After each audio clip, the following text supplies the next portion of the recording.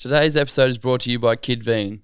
Everyone has a sinister side. Discover your inner demon and satisfy your dark fantasies by joining the fast-growing gang of misfits currently wearing Kid Veen. Go to www.kidveen.com and use the code CREATIVE at checkout to receive 10% off your order. Every time one of you guys uses this code, I actually get a kickback. Affiliate links and sponsorship programs are one of the few ways to actually get a little bit of money back for content on this platform. So if you like the podcast and want to show some support, this is one of the best ways you can do it. Hello and welcome to another amazing episode of Creative Appetite. Tonight, or today, whenever you're listening, I am joined by my good friend Sam AKA Fatdog, as you might know on Instagram. She is a multifaceted artist specializing in singing, modeling, and painting. What are you doing? I was just about to say dancing or something. I was like, wait, I was like, she doesn't dance at all. I dance like a pelican. My brain was like, and dancing. I was like, no, she doesn't dance. Don't say that. Just slow up. But anyway, thank you for coming on the show. How have you been? Yeah, really good. All over the shop, but yeah, really good. I'm here. I've been feeling pretty down with a bit of, I don't know what I had. I don't know if I got like hay fever or the flu or what. It's definitely not COVID, so don't be stressed about that. That seems to be the topic. As soon as this is a problem nowadays. Like as soon as you have like the flu, everyone's like, get away from me. Yeah. Like, you got COVID. It's like, I don't have COVID. Just calm down. Yeah. And the flu never used to be such a thing before. Like people would have the flu and be like, oh, you got the flu, whatever. Exactly. Like still go to work. No worries. Yeah. No, just you couldn't call in sick if you had the flu. No. People were like, nah, man. Get over it. But these days, it's like you got the flu, that's it. You've got AIDS and you should just go banish yourself from a foreign island somewhere. Yeah. It's like cooties are a thing again. I know. It's literally like, it's like when you're in school and people are like, oh my God, stay away from him. He's got the cooties. Hat tea. Damn. That's why I just left it. I was like, I get too impatient. Wait. You're like, give me the tea now. Yeah, and then I wait too long and it goes cold. So, so where do you want to start? Because you obviously do a lot of different things. So, what was the first creative outlet that you had? Definitely art. Yeah, in high school. I got put into an art class. I wasn't meant to, but I somehow fell into an art class. That's a bit of a long story. But yeah, I got put in an art class in grade 11 and for grade 12 as well. And that's how I got into it. I loved it. Was it like because in art class they do like painting, they kind of do everything, eh? Yeah, so this was a grade 11 and 12, and why I wasn't meant to be in the art class is because you have to have the prerequisite of all the other years and like all the knowledge from grade 8, 9, 10. I didn't have that, so I started art class and they were literally like, okay, cool, you know what to do whatever you want for like 2 years. So that's how I got into art. Yeah. I know all the knowledge, theory and mixing colours and things of that nature. And my teacher would be like, your people look weird. What are you doing? Blah, blah, blah. I was like, I have no idea what I'm doing. How did you get in then? So my friend in my home economics class, she was reading Jasper Jones and my class was reading a book about cricket. And I was like, what? That's not fair. So I went to my year coordinator and I said, like, I don't like the way that my English teacher teaches. And he went into the class, watched the class, and luckily for me, she was doing a really weird day of teaching where we all brought in a fruit or vegetable and so on and so forth. And then the year coordinator was like, yep, okay, I understand what you mean. We'll swap your English class. And then the way that my timetable worked, like the only class that I could get into was art that fit that timetable. So that's how it magically happened. Such a bizarre way. Yeah, I know. When I was in school, I was in like maths and then like just general maths. And I got bumped down into applied maths. Yep. For no reason. Like they didn't even tell me. They were just like, oh, you're in applied maths now. I was like, wait a second. And I needed to get like a certain amount of units. Otherwise I wouldn't get like the ATAR. Yep. So in the end, I didn't even get an ATAR like to go to, I wouldn't be able to go to uni or anything. I was like, you mother. I was like, that is so annoying. I didn't even ask for it. They were just like, oh, we just bumped you down. Yeah, I didn't thrive in school. Neither. Don't worry. There was one time, like in my English class, I remember I walked straight into like the front, like into the classroom. I didn't even make it through the front, like the door, and she was like, "Get out." I was like, "What?" She was like, "Yeah, you're out of this class for this." What? Like, yeah. Were you late or something? No. I was on time. She just did not like me. Like she just hated me, so she just kicked me out. I was like, "Yeah, righto."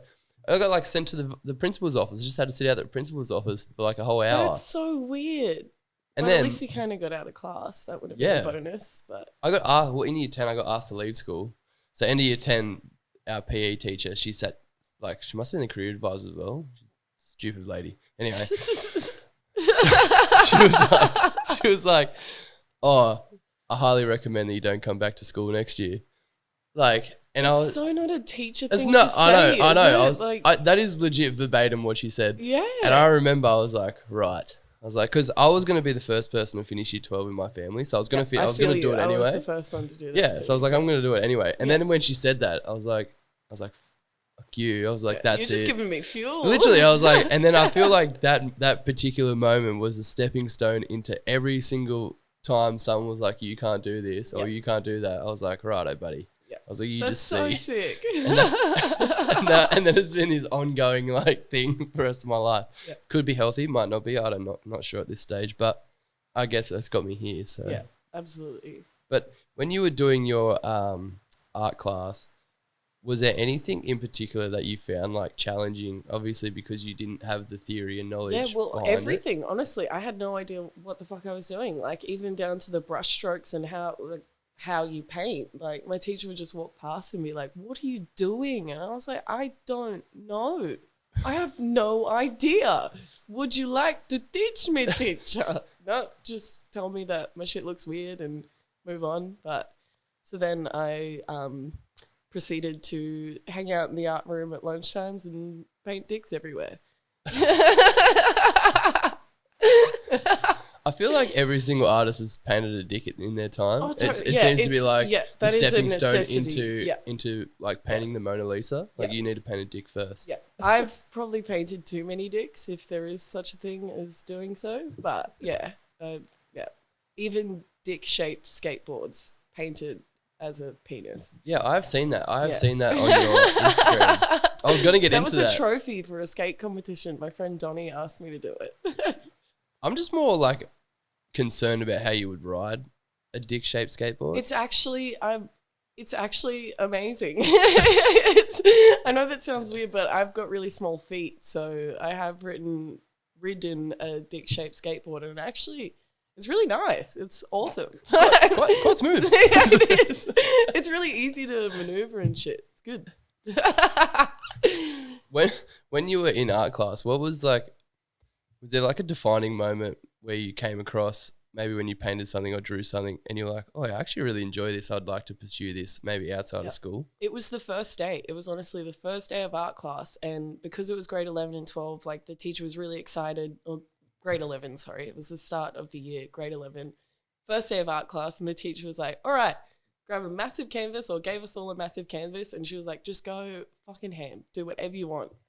And I was just like, what? Cool. Like, just get like pink and pastels and whatever colors I liked, and then put shellac on it and then scratch it. And I don't know, it was all about experimenting. So I was like, what is this world? It's amazing.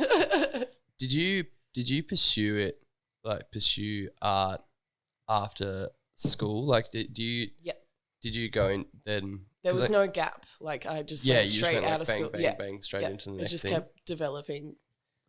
So straight after high school, like won a competition with Converse Cons Pro to design a skateboard deck. Not a dick. No, deck. Yeah. I actually, on, like little didactics for artworks, like it just says what the artwork is down the bottom. Yeah. I always put acrylic on dick instead of deck because I always paint skateboards. So I just call them dicks. So how did you even, what's the process in going into a competition like that? It literally popped up an ad on Instagram or however it happened, and I just applied for it. My art Instagram at the time was called shat_turd, and all I had was these shitty little scribbles of like like just weird shit. Like if you've seen my art, you know what I mean. But you can scroll down to the bottom of my art page and see it all. Yeah, it's weird though. Like it was just really shitty cartoon drawings, and I somehow got chosen 15 people out of, I don't know how many people applied for it, but I was only 17. Like I legit just came out of high school. And next thing I know, I got a call from Converse and they told me that I got in the competition, and they were like, oh, how'd you see it? And I was like, oh, I think on the Vans page. Like I fucked up. I was like, oh no, they're not going to have me in the competition anymore. They did. And I was on like, the like trying to, yeah, I think it was like on the Elements like website or something like that. They're literally their rival, and you're like on the Vans page. Yeah. They're like on the other end of the phone, like, cool. Anyway, so we'll just send you out. They did. I was like, oh, nice. I screwed up, but you still want me. Cool. Did you win? No, I didn't. There was like a exhibition thing at the end, and 3 people won. I did not, but my board definitely got a lot of if there was a like selection part of the competition for reactions and shock from a 17-year-old and what I painted on that board, then I would have won something, but that wasn't a category. What did you paint on the board? It was a bull terrier holding a bong with a raging boner. I mean, that's not that bad. Yeah, at the time for maybe. A 17-year-old. I didn't even smoke weed then. Like I just. What do you think? Like what drew you to like maybe painting these kind of like vulgar, I guess, in the eyes of maybe someone more sheltered would probably think that's a little bit vulgar. But was it like maybe like a bit of an anarchist mindset where you're like, you know what, fuck everyone, I'm just gonna do this, and I know this is gonna like be so off-putting. Absurdity like runs through my veins, like that shock effect that it has. Even if someone's into that sort of shit, it's still just like, whoa, man, like what? I love that reaction. I love just like kind of taking people out of their comfort zones a little bit, and just shocking, pure absurd shock. So I guess when you started noticing the shock of people's faces at this expedition, were you expedition? We're not going to Antarctica. So many people call expedition. I don't know why. Art is an expedition. It's an art expedition all the time. It's exhibition, guys, or me for that matter. Anyway, was that kind of like a moment where you're like, oh, I really enjoy this reaction that people are giving me? Absolutely, yeah. I remember at the actual weekend where we were away, doing the skateboard, like designing our decks for Converse Cons Pro, we I lost my train of thought. Right. So we were at the Cons Pro thing designing our skateboards, and we got like an A4 sheet of paper, and they had all these mini little skateboards on it, and we drew our ideas, and they were to like walk around and tell us what they thought. And a skater, I think it was Andrew Brophy, picked up my piece of paper and was just like waving, like, what the fuck is this? Like, because I was just like this quiet weirdo in the corner, and like, I think he was shocked mostly. Definitely, probably, I'd hope he would be impressed, but it was more just like, what the absolute fuck is this? It's pretty interesting to see like artists take on different. It is hot, hey? It's these lights. So anyone that's can't see the damn lights because you won't be able to, but these light panels are punching out some heat. It is pretty cold because it is in where I live, which is in Budrum. But anyway, up in the hills. Up in the hills. Normally it's freezing cold, but these lights just seem to be lighting up the heavens. Better than freezing. Bring it back. Bring back the heat. Yeah. Yeah, it's interesting to see like someone's take as an artist on what they find true to themselves and how they want to express that. And I guess that's probably like the beauty of art is like because it is someone's expression and what they want to. It's exactly what it is. Like, and you do it however the fuck you want to do it, and that's it's just the best.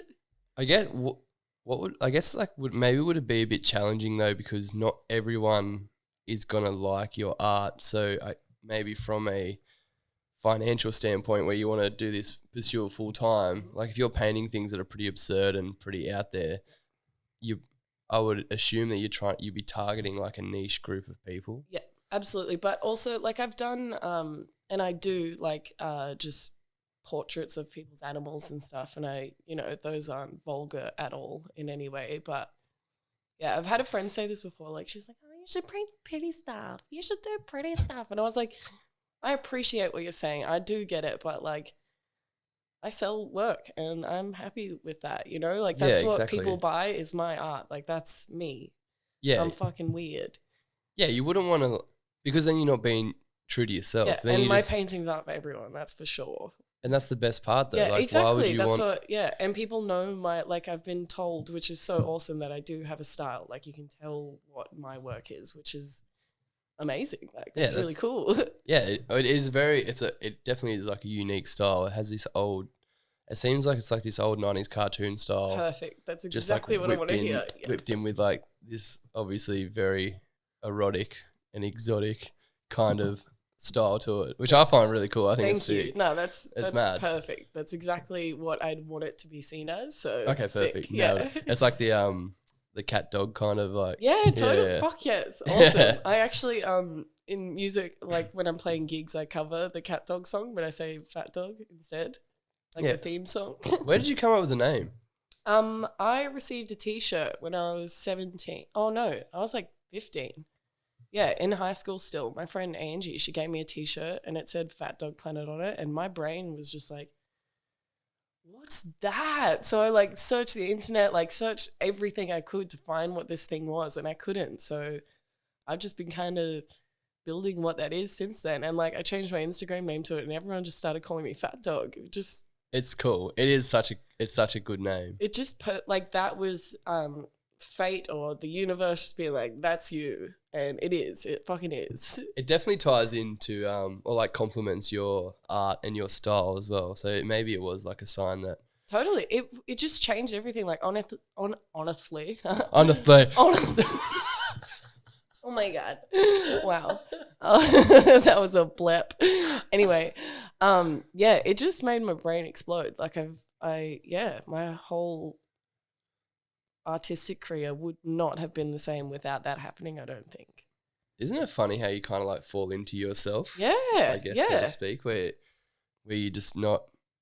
Some people it takes a while, other people it happens really fast. For you, it sounds like it happened pretty, I guess, sooner rather than later. Yeah, as definitely. an artist, which I was like 15, I think, when I got the T-shirt. So yeah, and that's where the absurdity came from. Was the T-shirt kind of absurd just as well? Like it just says plainly like Fatdogplanet, but I think the absurdity of like calling myself that all of a sudden, and the way it, like with people, it's either like fat dog, what? You're not fat, or it's like fat dog. Like, yeah, I was thinking about this the other day about like how you, like when you know what you're doing is true to yourself and why, and maybe, and like you, it's like when you come to this realization that it is what, like you are who you've made. Yeah. I don't know if that makes sense, but like you are totally.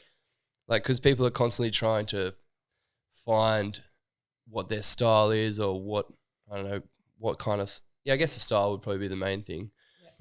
And it takes so long for you, and some people might never find that or never have the confidence to be that. And I guess you'd be like a shining example of someone who is like living their authentic self, because it's so hard. Because for me, like for example, like this podcast is me. Like I can't be anything like but myself. Where you as an artist, you're actually putting out art, which is, like we were talking about before, it's pretty full on if it's not like something you're into, and you could probably potentially cop a little bit of backlash and whatever. Definitely. Not much, but I do. Yeah. Yes. For sure. So then you have to be confident enough to stand in that space and be like, backing down. Yeah, and just hold and be confident and hold that, which is like admirable for anyone out there or yourself who's like just being your authentic self and holding like true to that. Yeah, and thank you. Yeah, it's sick. It's like so cool to see someone like this. That's what really gets me excited about this podcast is I get to speak to people like yourself, or Totally. and you get to like unpack. Yeah, the crack whole, right into it. Yeah, and it's so good. It's Yeah. so much fun, and I just like, and you also do so much stuff. I remember when I stumbled upon your Instagram.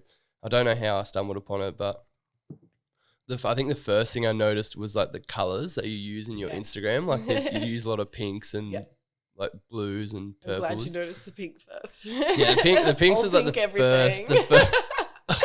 And then I was doing like a deep dive into your Instagram and you got like pink, like what is it go? Who cut your hair, by the way? Me. My friend used to do it, but I've just been cutting it for the last year or so. And where did you come up with this party mullet? So I went to get a mullet with my friend. She already had a mullet, short style, and I'd just a year or so before that, I'd shaved my hair and like completely, and then I'd finally grown it back to like a bob, and I go to the hairdresser with my friend who's got a mullet 'cause she really wanted me to get one. She's like, please. I was like, okay, whatever, I'll get a fucking mullet. She's like, it'll change your life, I swear. And I was like, okay, I'll get one. You'll become the best. Yeah. No, it honestly did change my life. Like, there's just an attitude that comes with a mullet. Anyway, go to the hairdresser and like, because I'm sitting next to my friend with a really short mullet, she cut all of my fucking hair off. And I was like, oh, bro, like, no. So that's when I dyed it pink as well, because I was like, I'm so sad. So I'm going to have to dye it pink and that'll make me feel better. And it did. But yeah, that's where the short, pixie, weird party mullet came from. Yeah, it's a pretty unique mullet too, because it's not like the traditional style. Like, I reckon it's probably the most unique mullet I think I've ever seen, especially in terms of like what people are probably going to be listening to this going, this guy's just blowing her up, like he's just sucking up to her. No, it just what a loser. Like, but anyway, I'm loving it, mate. But it is true. Like, I don't lie. This is the thing. I don't know if I guess, look, I'm 17 episodes in now, so if people who are like consistently listening to this don't know that I don't lie and I'm dead honest and I'm like super upfront, then I don't know. Maybe listen to a few more episodes and you'll figure it out. But yeah, I never blow wind up people's ass because I just tell the truth on what I think.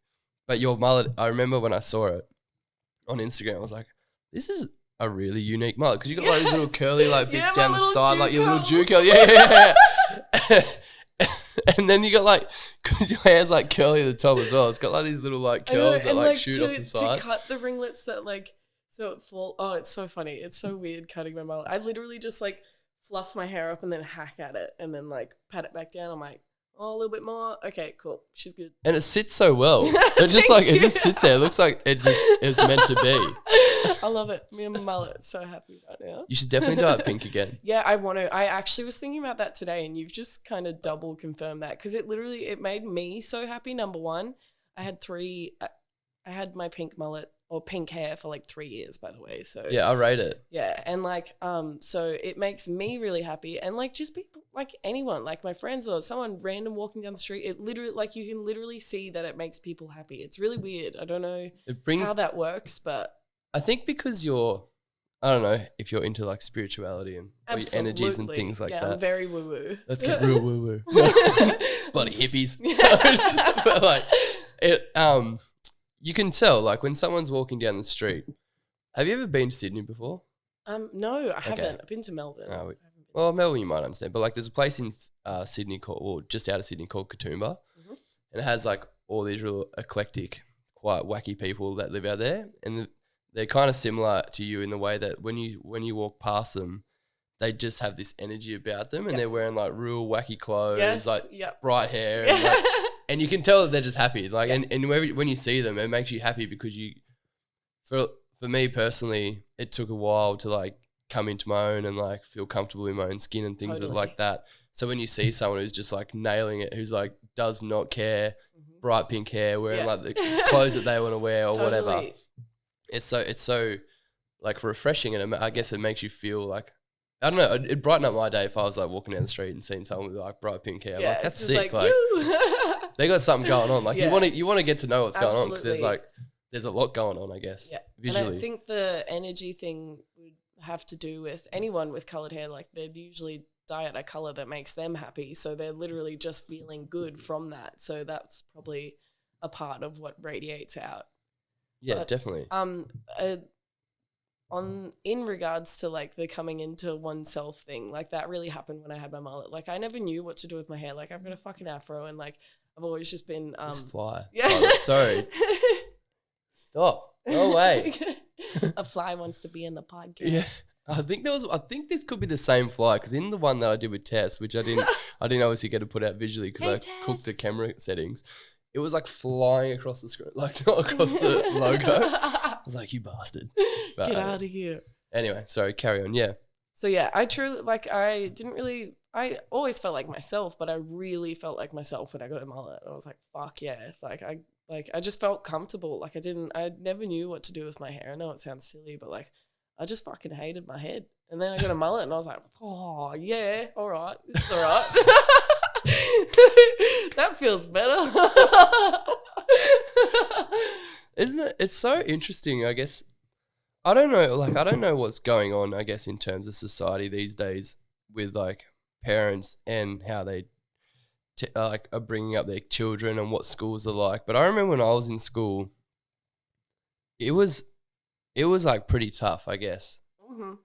And I didn't find it tough for me personally in terms of like social aspect because I was quite the social butterfly. Like I'll just go around in different groups and I didn't really care. But you could definitely tell there was like people there that were kind of they weren't in the norm. Like they weren't, and you could see that they were like struggling to be themselves. Mm-hmm. And it makes me sad because there was like, there's so many good opportunities and like you'd meet so many really cool people, but depending on the location of where they lived. So like, for example, I came from a small country town.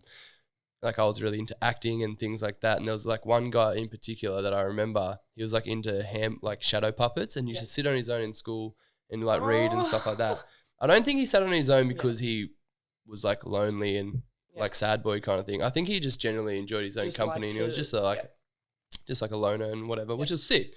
But I remember like other kids in the school would be like, oh yeah, he's a fucking weirdo and he's this and that. And I'm like, I always used to stand up for him. I'm like, mate, you don't, for one, you don't know him. And two, he's actually like super so talented. Awesome. And he's like, he's got so much going for him. Like he's so interesting. Yeah. And now I'm pretty sure he is like a movie director and he's like into like television and he was like one of the best actors I think I've ever seen. Yes. Like he just was so good.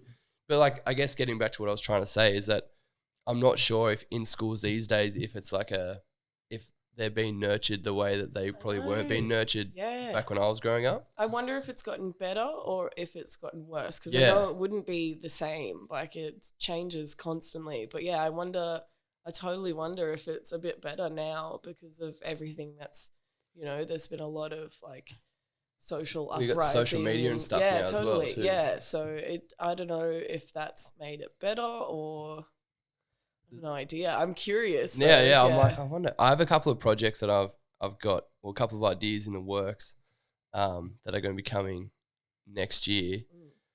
And it's going to be based around schools and things like that. No so way. I'm really excited to get that out once. I got a lot of other things going on. I have like all these ideas and lists, but I'm like, that's down the bottom end of the list. For the rest of this year, I got a few things coming up, which we can talk about off camera because I don't want to tell people just yet, but I'm very excited. Oh, yeah. Yeah, it's pretty cool. But yeah, so let's dive into your music because I just recently saw that you've got a bunch of gigs coming up. So I did the posters today. I had the day off work, so I was like, "Oh, quick!" Where did that come about? The music. Yeah. Well, my sister when we were both younger, obviously, she got a guitar off my cousin Katie, who's like really into music. Like she's an amazing musician and still now.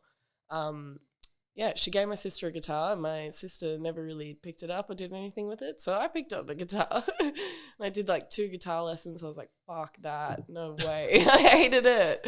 Like just doing like, just be like, do this scale or this is this string and blah, blah. Like it was just really like, I just couldn't do that. So I just taught myself like art as well. And so I picked up my sister's guitar and I just started playing. And how would you describe your music to someone who might not have heard it? Oh, it's a bit all over the shop. There's like country twang, a little bit bluesy, sometimes a little bit shit white reggae. It's like, yeah, it's hard to generalize. I don't think I've ever heard someone call it shit white reggae. It is. My timing's a bit, but I love it. It's that's so me. good. Offbeat, It is. You're definitely like offbeat. literally. It's so good. And I guess what's the vision, I guess, with your music? Like, is that your main?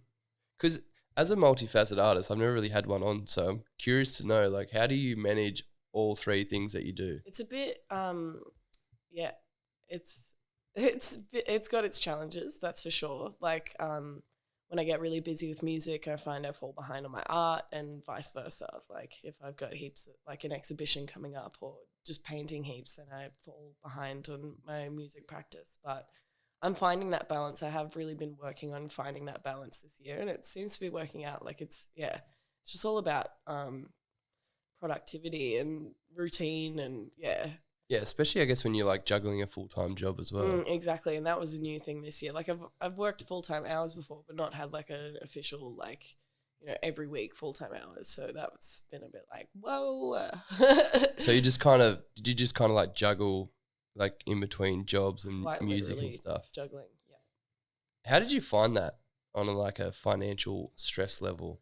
Not too. Since I got the full-time job, fucking no worries. Like, the gigs and art is just extra to that. So I just, that can go towards my savings or music equipment, because I need to update my music equipment. I don't have an amp. So I gotta sort that shit out. But No one's gonna hear the electric guitar. Yeah, no. I'm not that good anyway. Yeah, with music, it's definitely more with my voice. Like, that's my main instrument. Like, I play mandolin and guitar, but like Mandolin. Yeah, it's like a little 8-stringed. Isn't a mandolin the Chinese? No, there's heaps of, yes, but there's heaps of different, various cultures have their own style of mandolin, which is really cool. And which style do you use? You're like, God damn it, Jesse, don't be asking me these questions. The westernized one. Righto, smart man. Righto, smart man. I have no idea. Ask me silly questions, Jesse. I don't know the technical term for the one that I use, unfortunately. But, I love when you when I ask questions and it catches people out. Yeah. They're not expecting it's gonna happen. They're like, oh shit. You can see and they're just like, oh man.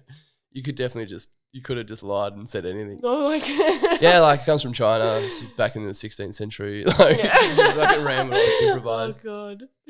No, I can't. When was your first gig with that you played at or sung at? Oh, far out. What was my first gig? I think it was. So my friend Ayumi and I, we used to run a shop in Nambour. It was like a vintage store. It was fucking sick. It was underneath the Time Machine. So that we had an event, we held a gig, and I'm pretty sure I played at that for the first time ever. I was absolutely shitting myself, and I just, I think I forgot half of what I was playing, and it was a mess. It was a mess. I was so nervous, and my friend was really drunk, like at the front, like causing a ruckus. He broke like the big lamp that was lighting up where I was playing, and I was just like, God. Oh, I don't know this person. Yeah, who are you? Isn't it funny? So like, I guess like you were so nervous that first time, but do you still get nervous now?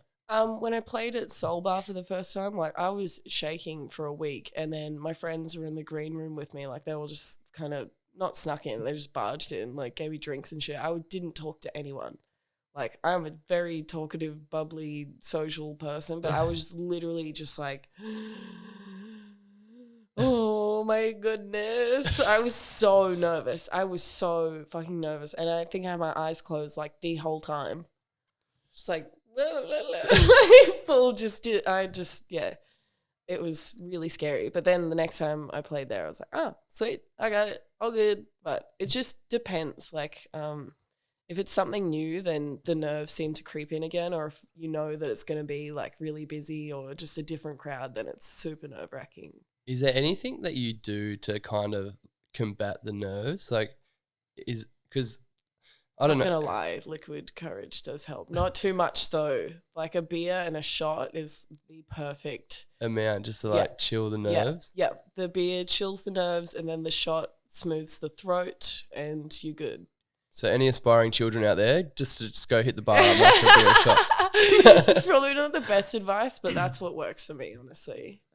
Yeah. It's interesting to see what works with people though. Like some people do like real weird out there stuff, and then other people just like have a beer. And I remember when I was DJing in Sydney, I used to just have like a couple of beers and I'd just chill. Like I don't really understand. Calms the nerves, I don't know what happens, but it it definitely does just like chill it out. You don't want to be too drunk though. Exactly. No, I've done that before. Done that. It's like, oh shit. Like you actually, it's really bad. Like that's where the mind blanks come in. Like you've practiced this, you know this song off by heart. You've played it however many times, and then you're just that little bit too tipsy or a little bit drunk, and you're just like full mind blank. Like can't even think of the first words, or just like halfway through a song and it's gone, and you're just like, fuck, what do I do?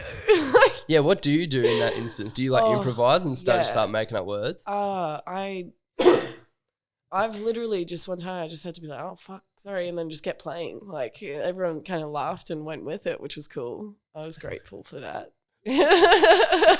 Thank you, crowd. For your. I also a little meditation sesh, like nothing crazy or too long, but a little meditation sesh before playing. Always, I find that actually really improves my performance. Like that's a massive thing, actually. Are you singing writing and singing your own songs? Yeah, I do have my originals and I've written them. My friend Gutty helped me write some of them. Legend. Shout out. Yeah, he's in Budrum in the den. Hey.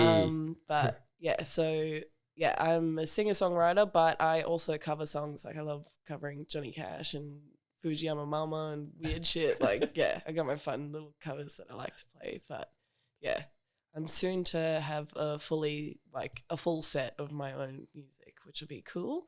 How do you think, I guess, like now that you've been playing gigs and you've been playing other people's music, could you maybe do you think you could describe what the feeling's going to be like when you get to play a full set of your own songs? Just fulfilling. Hey, just fuck yeah. I actually can now. There's just songs that I don't really like to play. So I want the set to be filled with songs that I love to play that make me happy. Then yeah, that'd just be ultimately satisfying. Yeah. I guess it must be such a interesting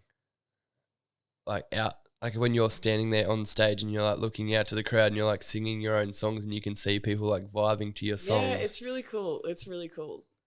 Yeah, it's I could only imagine what it must feel like. It's Anyway, my lighting just started doing something. Cable just went weird. Anyway.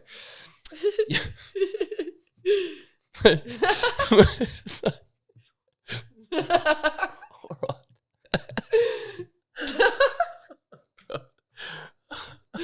Oh man. When you write your songs, what are you specifically talking about? Is it because it's I guess the traditional cliche thing would be past relationships or past something else, and so is there anything specific maybe that you write your songs about that actually have nothing to do with those type of subjects? Yeah. So there's Kingdom, which is all about it's spelled DUMB, which is just all about us and how we could be better as humans, I guess. Yeah. So, which just kind of, that one had just been brewing in my mind for a while. And then when I tried to write something of that sort, it just came out. Hey, so, but a lot of, it's hard not to write emotionally. That's for sure. That's probably the best way to write is without emotions. But then as emotional beings, it's quite difficult to do that, especially if you've just had your heart ripped out of your ass or something. But which has fueled a couple songs. I could imagine. Yeah. Do the people know that you've written songs about them? Oh yeah, one song I sung it directly to his face. Oh, you were in the same room. Yeah. How did he handle that? Just kind of looked at the ground. You're a piece of shit. Yep. It's isn't it like fascinating, I guess, how music's been around for so long, and yet every artist, or nearly every single artist, uses it as like a therapeutic method to Yep. get their emotions out. And it's been going on for so long. Like this has been going on forever, like I for know, it's millennium, cool. like that people have been using music as a way to meditate and like use it as a way to get over certain things, and then other people that listen to the music then use it Yeah. as a way to help them. That's my favorite part. Like, that's probably my favorite part about making music is the fact that someone, like, number one, when they even just listen to my music, like when someone uploads a story or whatever with my music tagged or, you know, my music playing in the background, it's the best feeling ever. And it's so nice to even think that someone would be relating to what you're singing about. Like, that's just magic. That's the whole, I love that. That's probably my favorite part about making music easy. Like, that is definitely my favorite part about making music. Yeah, I guess like it's such like a delicate thing too, because like you're Absolutely. putting yourself out there and being so vulnerable and like talking about things that a lot of people would feel, but people don't have the balls to like say it. Yeah. So, do you think that it helps build you as a person and gives you more confidence because you're doing something that's so difficult to like put yourself out there and sing these songs? And then do you think it like has made you a better person for it? It's definitely made me stronger. I've never really thought about that, but yeah, like thinking about it now, I've definitely like that's, you know, like the gigs for that I felt nervous for and then gone out there and actually, you know, it feels amazing to get off the stage. Like beforehand, you could probably literally die happily, like rather than get on stage, but afterwards it's like it is like an ultimate kind of conquering feeling, and it definitely does make you stronger as a person and the next gig less scary because you've already just pushed through that. How do you then go on to like when you start? So when you first write this song, like these songs, and if it is about someone or about a particular thing, and all the emotions there at the start because it's a fresh song and you're singing it, what then happens like over and over, like at the end when you've sung it like about 1,000 times or whatever? Does it still hold the same emotion, or does it then? Totally. Sometimes you get sick of it and you're just not feeling it. Like when you know, just practicing for gigs, and if you're not in the mood, you still kind of push through that and do it. But then that does kind of take the magic out of it sometimes. But a lot of the time, the emotion's there. And especially, I don't know what happens when you're on stage, but for me personally, I don't know if it's the same for everyone. It might be. But like, yeah, the emotion's just like heightened. You know, you kind of get taken back to that, or I don't know, because you're displaying it to people. You just feel it so much more.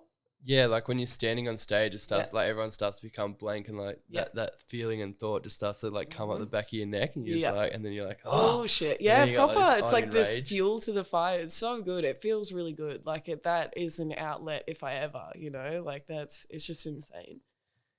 How would you say that those two things between music and painting have helped shaped you as a person today?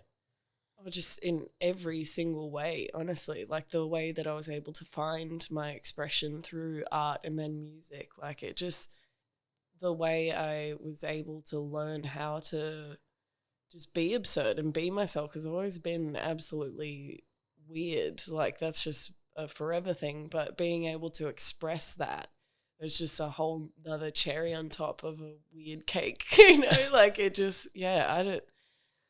Oh, it's shaped me in so many ways. Like that's literally who I am. Like is creativity and the freedom to express myself and just be whack as fuck. It's so good. I had this like the reason why I asked because I had this recent thought. Well, I guess when I first started the podcast, I might have mentioned it way back in the first episode. But for me, with this podcast, I've done a lot of creative outlet stuff, a lot of creative projects and things like that. And I've had a lot of things happen in life, as so has everyone else, like experiences and things. But I finally feel like this is my creative outlet where I'm like, yeah, this is exactly where I should be and So exactly good. what I'm supposed to be doing. Yes. And I remember specifically there was one moment where I had a bit of time to myself, and I kind of like reflected back on what I was doing with the podcast and things like that. And I started like tracing my journey and like going through every creative like outlet that I went and tried to attempt, and every like, I don't know, traumatic experience, and like whether it be a job and like the way my ex-boss used to speak to me and how I didn't handle it the right way, or whether it be like I started this photography thing or music and I was like, I'm really going to be something, and then I never was, and then you look back on as to why you didn't, like, you know, you start to reflect on all those situations. And then I remember like I was sitting there thinking about all that stuff, and I thought about how I present myself now in this podcast and how I speak to people, and how I have the experience and knowledge to be able to cover a broad range of like different topics, as well as, and like I was like, oh, that's exactly why, and then everything just started like rounding itself out, and I was like, oh my, that's exactly what I'm supposed to be doing. So I guess I just want to extend that question out to you. Was there ever a time where you've kind of like really deeply reflected, and maybe similar to the way, I don't know if you think like the way I think, but like that kind of like train of thought, I guess? Yeah, like this is what I meant to be Yeah, doing. you're like, oh man, like, you know, when that teacher said that about me in school, and I didn't react, like I should have said something, but I wasn't confident enough. And then like, you know how like all those things, like, was there ever like a time where you actually have been like, holy shit, like all those things have led up to where I am now without me like actually thinking about it, like subconsciously you've just ended up in, you're like, oh my God.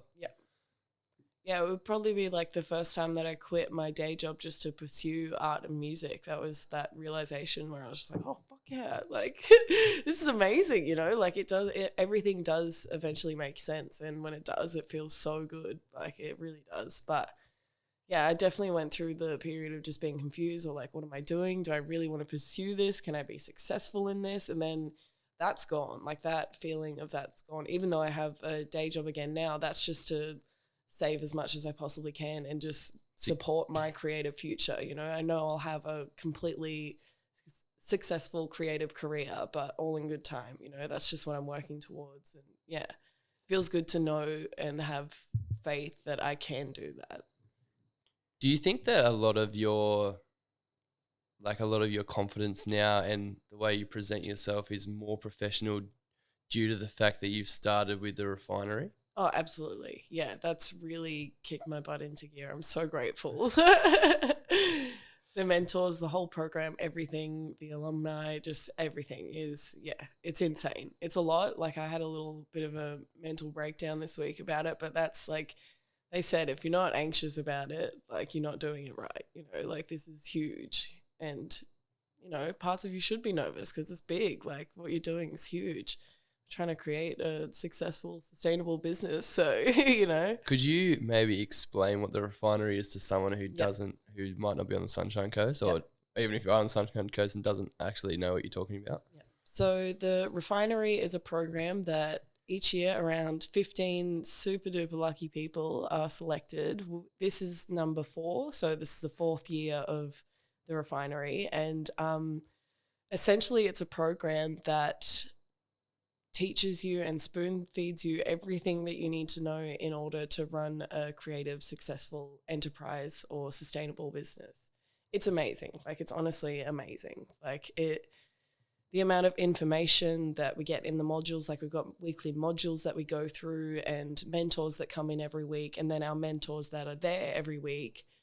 It's just insane. Like, what we have been taught and the things that are to come, like, it's insane. Like, creative business modeling, to just even prototyping your business and how to, like, just planning and preparing, and it's endless. Like, it's honestly, there's been so much information. It's insane.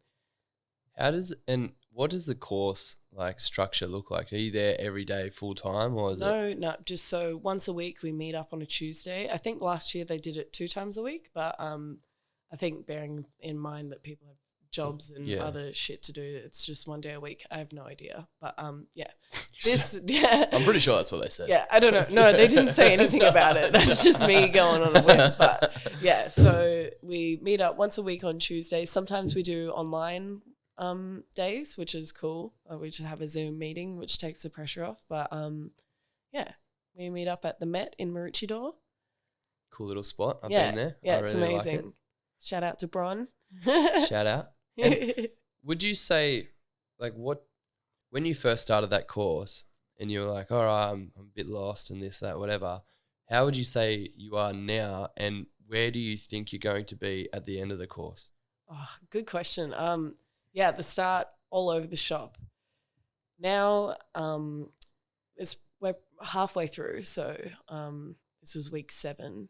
We've got like 15 weeks, I think. So yeah, we're halfway through, and right now, as I said, I had my little mini mental breakdown this week, but it was really necessary in the sense of like I was letting all the stress build on and not dealing with it. So I just kind of had my little breakdown, and now I feel like I'm kind of skyrocketing forward, which is the whole point of it, you know, like not to have a mental breakdown, but you're going to along the way when you're doing something so huge and actually working on yourself as a business and as an enterprise and making something bigger than what you could ever imagine. Like it's a lot, but it's just incredible. So yeah, halfway through, I feel determined and somewhat more professional for sure. Like, yeah. And by the end of it, I don't have any expectations because I know this is just the start of the journey. Like the end of the refinery is just the start of the journey. So Yeah. you know, it's hard to say where I'll be, but where I aim to be is halfway through organizing all the shit for my TV show that I want to make. TV show? Yeah, Ooh, so I this want to is do exciting. a documentary style, naturally satirical TV show of myself going around Australia in a 4-wheel drive and on a skateboard and meeting as many people as I can meet and going to as many places as I can and finding out about these people and the places. And yeah, it'll be an all-inclusive. There'll be collaboration and art and cooking and whatever I can get my hands on along the way.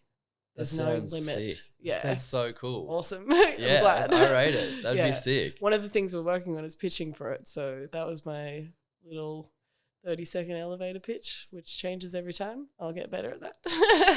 So how does that work in terms of like who are you trying to pitch it to? Are you trying to get funding? Are you trying to like? Depends. So I want to work on a bit of like campaigning and crowdfunding first because I've got as I mentioned, that vintage store I had with my friend Ayumi, I've still got a bunch of denim that I've been saving from that. So I'd like to make a bunch of merch or custom pieces for people to buy to support the business, kind of like a Kickstarter sort of thing. Like, Yeah. I'll start it off that way and then gain interest, and then that's when I'll start asking for money. Because it feels, personally for me, it just feels a bit weird going, I want money, woo! Like, I just want to Give me the money now. Yeah, I just want to prove myself a little bit and show that I'm serious and ready to do it and get the name out there a bit. And then that's when the funding and stuff can happen. Because it is a TV show and I got a lot to organize.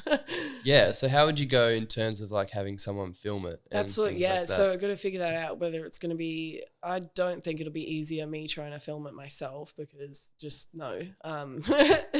But yeah, so a videographer and whether they're going to edit it as well. And I've asked my mate, Willie Fixed It is his Instagram. It's my friend Jared. He is a mechanic, so I'm going to get him to come along for the ride. So in case anything goes wrong, I got my on-site mechanic that'll fucking sort us out. And yeah.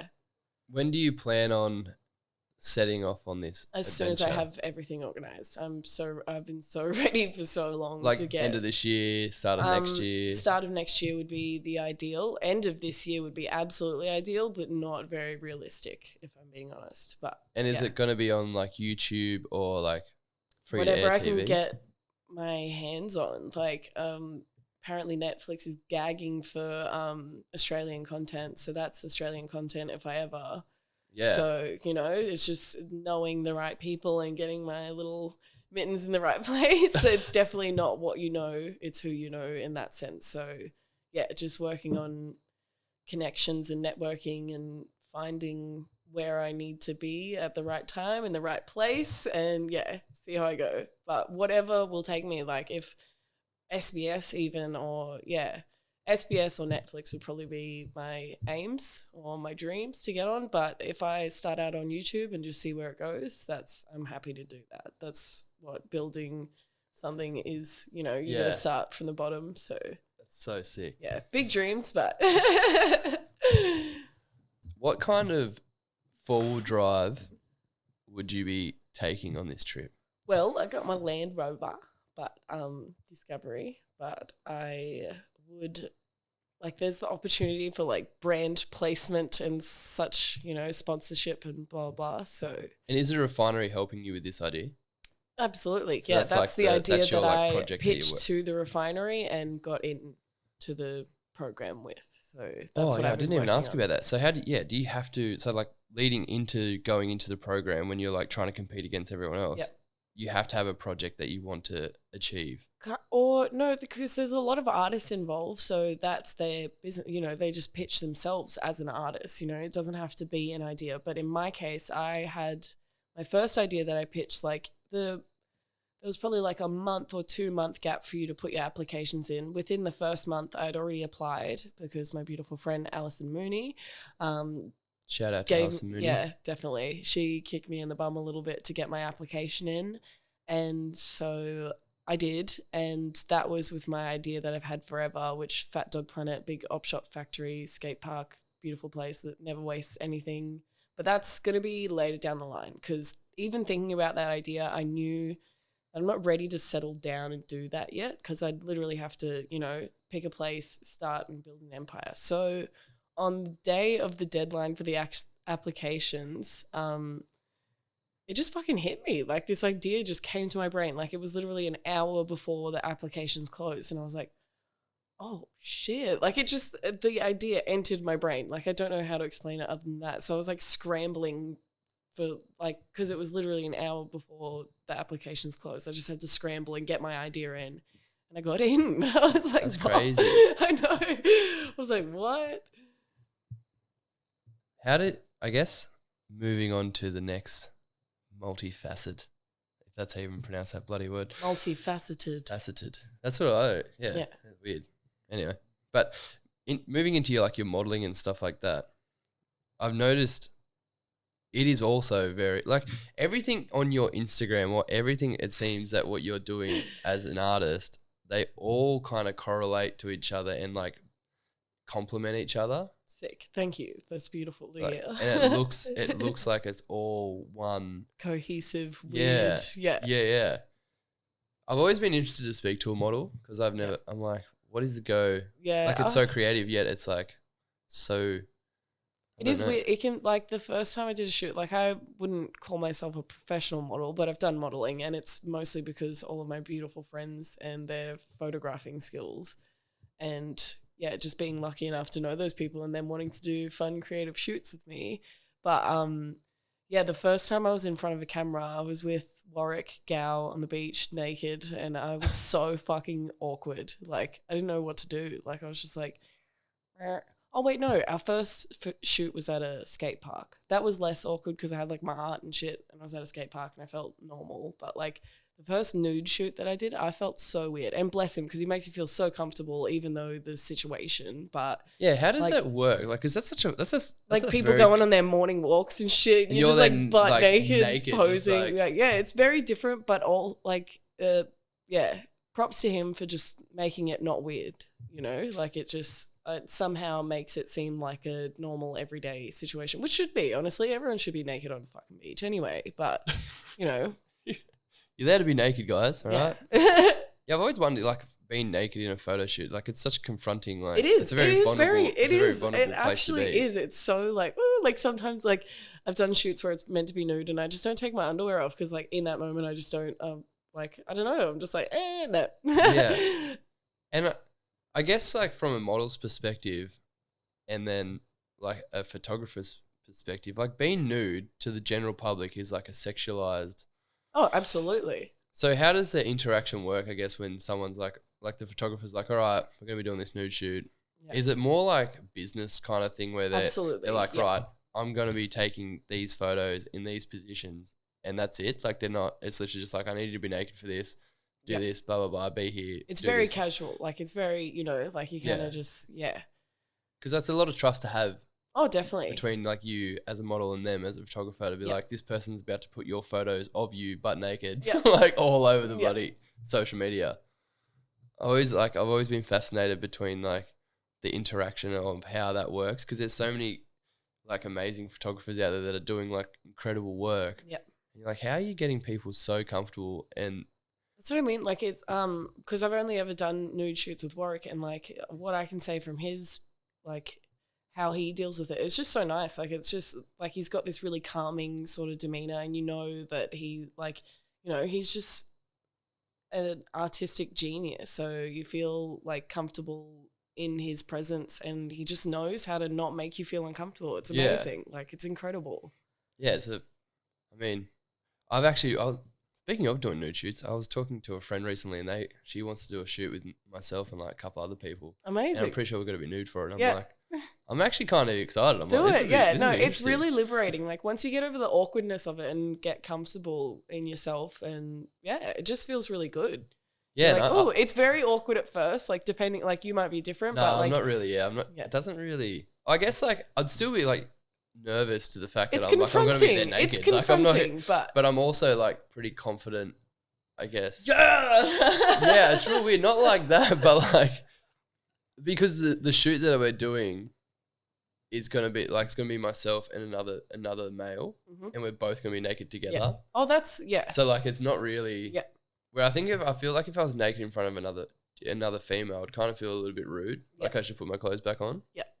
I don't know. I'm like, I don't want to be naked in front of you. Like it's that's sexualized. Yeah, literally because like you've been like grown and like conditioned to like think that if you're naked, it's nudie is bad. Yeah. Not allowed. Because I was looking at some of your photos. There's one particular photo I really like where I think it's like. Must be like it's like halfway up. Like you obviously got your topless, but then like everything's kind of like covered with like stickers and stuff. Yeah. And I think you're holding your board above your head or something. You're doing something.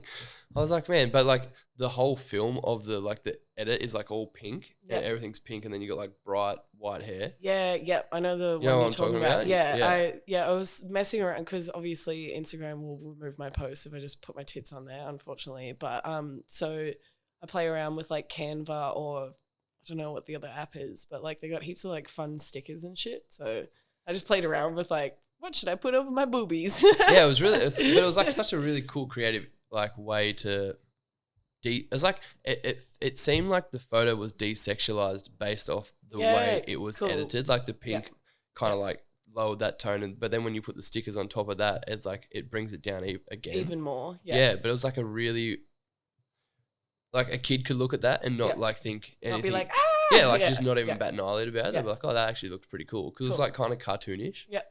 That's like, sick though. Thank you. Yeah. Well, that's the way I interpret it when I was looking at it. Was that like your intention going into those photos? No, that was again with Warwick Gow, that was a really fun shoot with Angie. She did my hair, Angie Vanderwors, and Manda Sparkles. She did my makeup, and like we're all just friends and creatives, and we just wanted to have a fun day of photos. And I was the muse, luckily enough. So you were the object. Yeah, it was so much fun. Like we did a couple of those shoots, and it was really cool. Like we just had all the creative freedom between all of us to do whatever the F we wanted. Like it wasn't for anything specific. Yeah, I was like, is she gonna make it? But yeah, it wasn't for anything. It was just for fun, and it was so good. How do you, when you're like modeling, I've always been fascinated because it's not easy to take a good photo. Yep. Like you got to do certain angles and be on like. I used to really struggle with it until I worked with Mika from the shelter. She really helped me. Like she was behind the camera and she was just proper. So many shout outs happening right now, but like she really like, she was like behind the camera going like, "Oh, dude, dance, sing your favorite song, fucking yell at me," like she's going ham, and like it just made me feel so comfortable. And I've always, since that photo shoot I've done with her, like I don't know, that's changed the way that I do photo shoots and go through photo shoots, because she's just epic. Like she made it funny, and like, you know, like it just got, I don't know, it was. She's such a ball of energy, Mika. Totally, too. Shout out, I love Mika. She's like one of, she's like, the best. I've only met her a few times. Yeah. I feel like we're friends now. Yeah. But she, like, every time you're around her, you just feel she's just got this calming, like, and she's just full of fun. Like she's just always happy and like real chill. Shout out. You get a big shout out. Huge shout out. And to the shelter too. Yeah, the shelter. That was, I guess that's another thing we could touch on. Like, what do you think what do you sometimes What do you reckon? what do you reckon? Sometimes my questions are just like I'm like I have the question in my head. I'm like, all right, I'm gonna roll this out, and then words just start like vomiting out. I'm like, nah. I understand. But I guess like on the Sunshine Coast, because I come from Sydney, so that was the last place of my longest term residence before coming here. And being in Sydney, like the creative scene's so easily accessible, and it's so easy to get your foot in the door straight away, I guess, on a very amateur level. But when I came to the Sunshine Coast, it was very, very hard to find creative people. And I was like, I just don't even know if there's a creative scene. So what did, like, someone who's been on the coast and like has been allowed to watch it grow, where do you think it is now compared to where it was maybe when you were in school? Well, I didn't actually grow up on the Sunshine Coast. I thought you told me ages ago. I've been here for like 7 years though. So basically, I moved here when I was 18. Close. I have pretty much grown up on the Sunshine Coast into an adult. Where did you grow up? Brisbane. Sunnybank Hills. Oh yeah, that's pretty much sunny coast. Yeah, I know. I was like, I swear we were talking about this I'm like not from here. ages ago when we were like when we were at an event sometime. I swear you said you were like, You obviously mate. weren't listening. No. oh my god, Jesse, just listen. No. Seriously. Anyway, so okay, well then. It has changed a lot though, even since then. Like, yeah, 7 years. Well, I've been here for 2 years, and it's like it is pumping. It's evolving heaps. Like the last 3 years has just been insane for the coast. Like I feel like really it's cool. really starting to gain a lot of momentum. Oh yeah, and traction, it's baby. Really, yeah. Even for me, like as a podcaster, that's weird to say. Anyway, and you get like, I get to speak to so many beautiful people and creative people, and everyone. I get this question a lot. People are like, how do you find guests? I'm like, honestly, it is so easy. Like I'm not even trying. That's so good though. Like it just flows. Literally, yeah. I'll have over 50 episodes out by the end of this year, and that's purely based off not trying. Like I'm not even like really pushing it that hard to get guests to come on, because there's so many amazing, talented people on the coast. And I was like, oh my God, like there's actually quite a lot. Yeah. And that was the whole idea around this podcast, was to bring everyone together so that if anyone ever needed anything, or like they're like, oh, I'm really looking for this, they could literally just jump on the podcast, scroll through and go, oh, this person, quickly look them up and see if it aligns with what they're trying to achieve. Yeah. So that, but yeah, like there's so many creative people, and like even being here for 2 years, like the refinery and like Shelter, like they're doing massive things in Noosa, and it seems like there's a lot of other like groups and collectives like popping up now, and everyone's like, but the only thing I'm interested is like, is everyone linked up together? Like, is this, or is it still like kind of individualized where like there's collectives, but they're not all talking and they're not all linking up? I think it's a bit of both, honestly. Like there is that part where there is still a bit of a disconnect, but that's slowly but surely bridging itself, sort of thing. Like everyone is getting out there and just getting a bit more. I think it was, I hate to bring up the COVID thing, but you know, everyone got a bit weird after that, and just like happy to be homebodies and like, you know, happy with what they got and the connections that they had. But I think we're now coming into a massive like evolution of just reconnecting with everyone, and you know, so I don't know, I really do feel like it's a bit of both. Like people are connecting, but people also have their little cliques and clacks, and there's always that bridge that kind of is the barrier between the north side and the south side of the Sunny Coast. As soon as you go over that bridge, it's a whole new world. Yeah. It is that you do feel that. Hey, actually, it's like it probably is. Like I'm about to move over the bridge. Woo. Noosa. No, I love Noosa, and I just love the coast in general. I think it's really cool. Like obviously living in Budrum, and then I'm always in Noosa, and I'm always up that way anyway. It's cool to see like the differences between the creative sectors and what they see, like what creative people think in Noosa align with them to like what creative people down this way align with, like, you know what I mean? Like their creative directions are different, but they're similar. So it's actually quite, it's interesting, fascinating, to like see. Really, and even though they're only like 40 minutes apart, like you could definitely, like two big cities like Brisbane and Sydney, you'd be like 100%, like you'd be like, you can see why it'd be different. But like when it's only 40 minutes apart and they're still so different, you're like, why? You're like, that is so fascinating. What's the deal? Like, Like why is that different? Is Yeah. it because there's a lot more like Europeans up in Noosa, or is it because there's like you just don't you don't know, but yet it's so awesome to see because then you can like combine them together as well. You get like the dynamics of each different, like even like 20 minutes down the road is different. You know what I mean? It's weird. Or even like, it's really like cool. Doonan and like inland, like little villages yeah. and stuff like that. Yeah. So bizarre. I love it. Where would you like to see the Sunshine Coast in regards to maybe competing against bigger cities? And like, do you think that the Sunshine Coast has the potential to produce like really thriving creative scene that would maybe want to make people from cities move up here? I think that's already happening, isn't it? I swear that's I guess already, I moved here. Yeah, I swear that's already a thing. Like slowly but surely, it's definitely like it's building its own, I don't know what you'd call it, repertoire. I don't know. Like it's building its Reputation? own rep. Yeah. Yeah. I definitely think it is. And I'm excited to see where it goes. Yeah, there's definitely room for it to grow heaps more, but the way that it's gone so far is awesome. Yeah, I definitely feel like it's on the cusp. Like it's Yeah, right. for sure. It's like right there. Yeah. It just needs something. It needs like a major event. Yeah. To like really just that tip kick it in over the the butt, edge, and then everything's going to be like way more streamlined, way more professional. Everything's going to be like this will be. I generally think this could be a really like the next Byron Bay kind of creative hub. Byron. Not that I. Yeah, but no, you know what I mean. Seriously, no, But it's I think already. I think it's already from the eyes of other people. It possibly, I can't say that. Well, that's it it. is, Yeah, but it might seem that sort of way, like its own way. But as you said before, I do really think we're on the cusp of something like big. Like this is going to be monumental times for the old sunny coast, I reckon.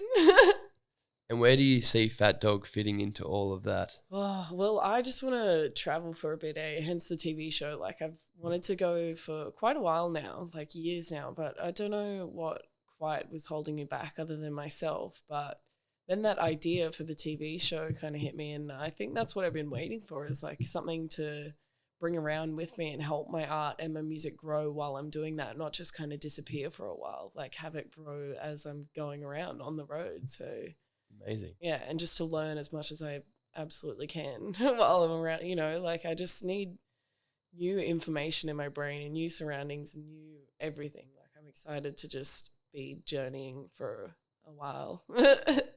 That's so good. Well, we have come to the fun part. No, not really. But at the end of at the end of every podcast, no, I don't like the end because I have such a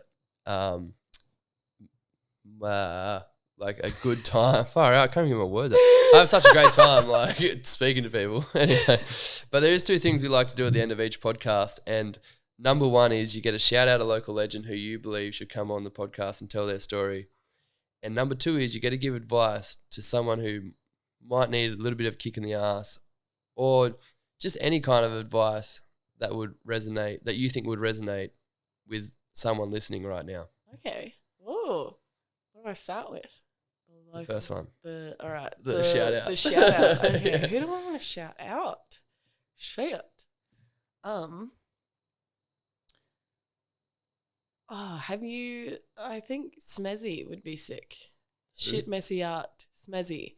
She's a local artist on the coast, and she's really awesome. And I think she would be the perfect candidate for. Yeah. Yeah. Sick. You coming on? Yep.